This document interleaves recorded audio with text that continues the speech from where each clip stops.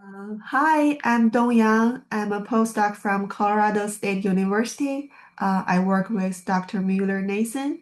My co-work is about hydroclimate risk models about yield modeling. My first question is, can you describe your current research and how it connects with AI Leaf? My research looks at how the way we build yield models, especially the variables we choose, can really shape how we project yield losses under climate change.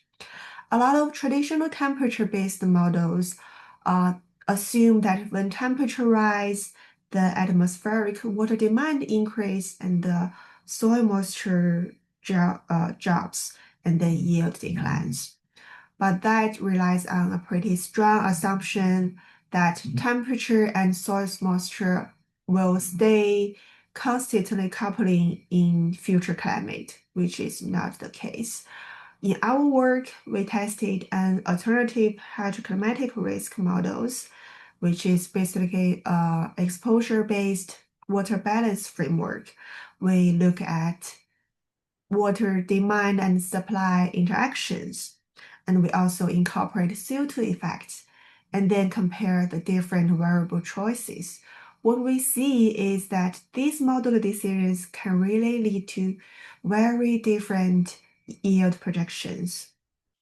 And this connect with AI Leaf strongly because we use data-driven approaches, combining both statistical models and machine learning models and to project future agricultural risks, while also unpacking the modeling assumptions that can shape how those risks could be interpreted. The next question is, can you describe how your project is trying to meaningfully improve outcomes in land management or crop productivity? So my project isn't directly about making yield forecasts more precise or improve the yield modeling. It's more about making them more interpretable and reliable for decision making.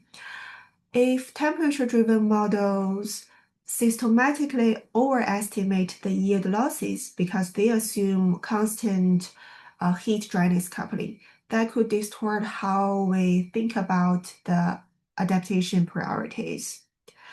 By separating the heat stress from the water stress and modeling their interactions and accounting for CO2 fertilization, we could provide a more nuanced picture of risk. And that helps us to ensure the land management and adaptation planning are based on a more structurally sound projections. And the next question I chose is, where do you see the biggest research gaps or opportunities in the next 5 to 10 years? One gap is probably the CO2 effects.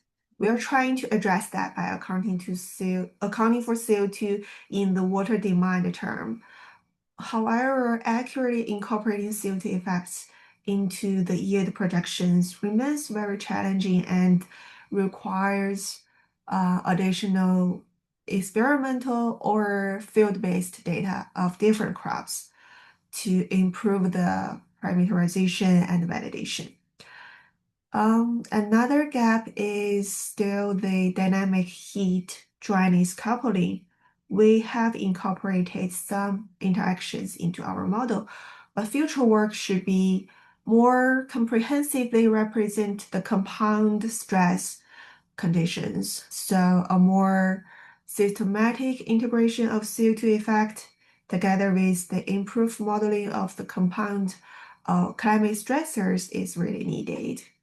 And I can see that those modeling frameworks could be extended from the regional applications towards a global scale assessment, which could enabling more comprehensive evaluations of the agricultural risks under future climate change scenarios. So the main takeaway from my research is that the yield projections are really sensitive to how we represent heat, water, and CO2 interactions. And the temperature driven, or we say the temperature only models may systematically overestimate future losses. So that's it. Thank you for your listening.